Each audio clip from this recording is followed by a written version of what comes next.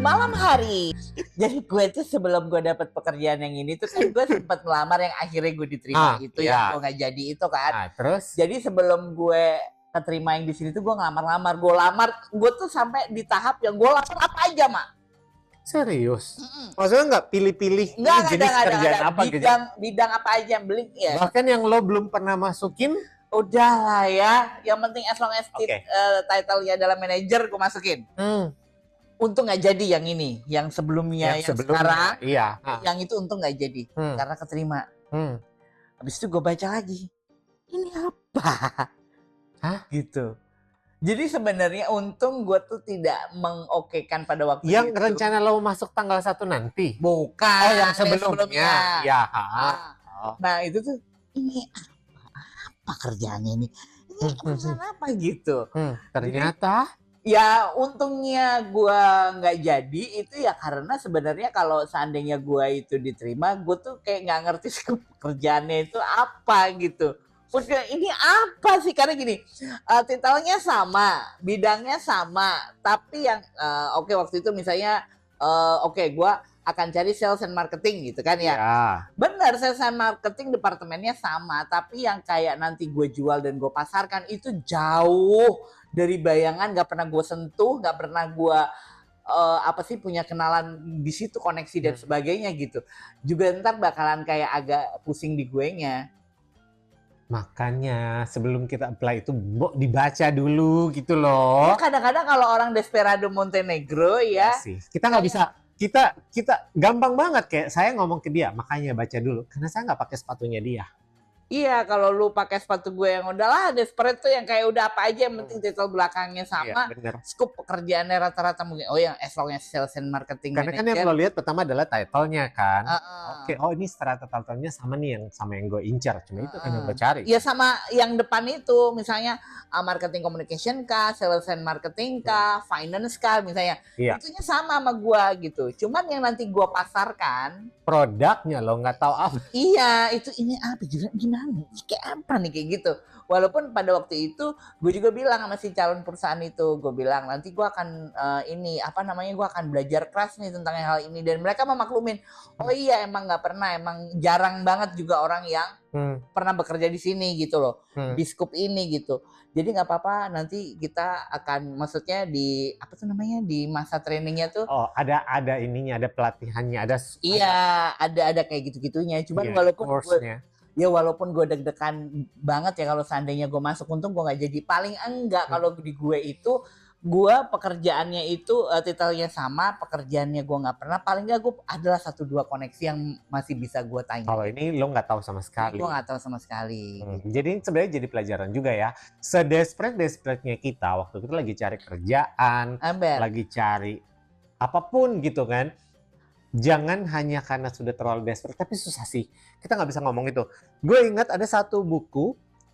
Itu buku itu judulnya Semangkok Mie Sebelum Mati atau apa gitu judulnya.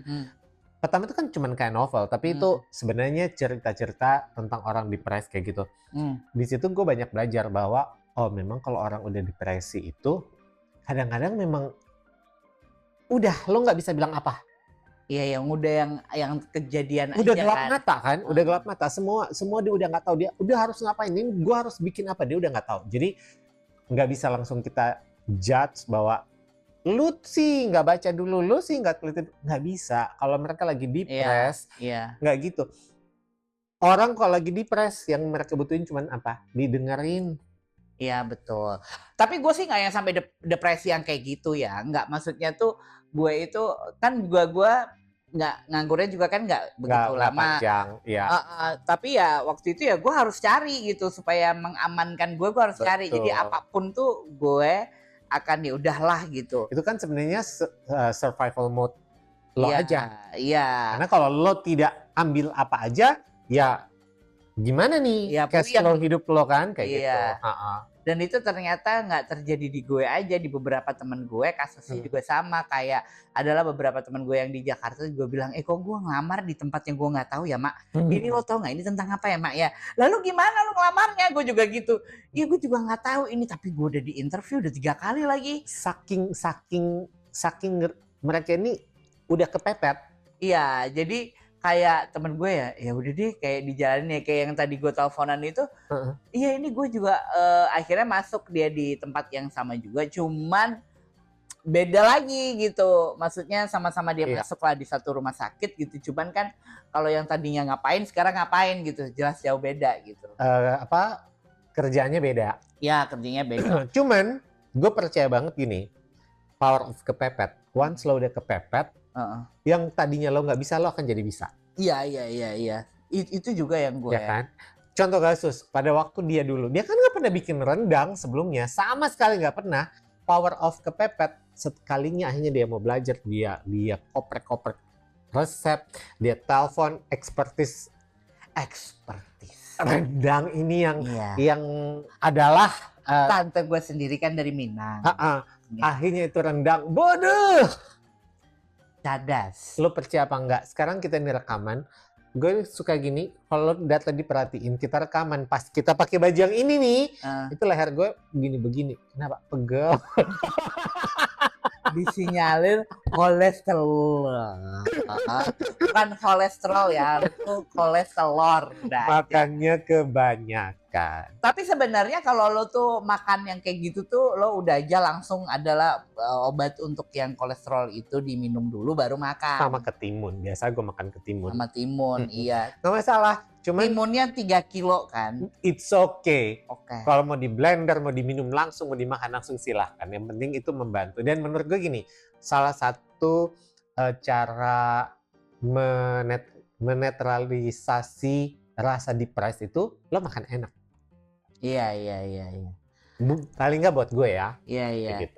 Nah kebanyakan pada saat depresi nggak ada duit. Nah itu lagi sih. Gimana Mas? Coba tolong pencerahannya. Coba tolong pencerahannya. Sebagai mentor putri-putrian. Iya. Putri Kesandung. Ya. Kalau coba pertanyaannya pura-pura gue ini adalah kontes putri-putrian. Coba pertanyaan gimana? Pertanyaannya ketika depresi Anda bilang harus makan enak. Posisinya nggak ada duit. Lalu yang dilakukan adalah bersyukur. Aduh. Nah, dengan bersyukur kita akan merasakan apapun yang kita makan itu enak. Terima kasih. Betul. Saya nggak bisa lagi. Bahkan jawaban itu kurang dari 30 detik. Menang itu putrinya. Menangis maksudnya kan. Iya. Bersyukur benar. Pasti orang-orang depresi yang tidak ada uang lebih untuk makan itu sudah bersyukur.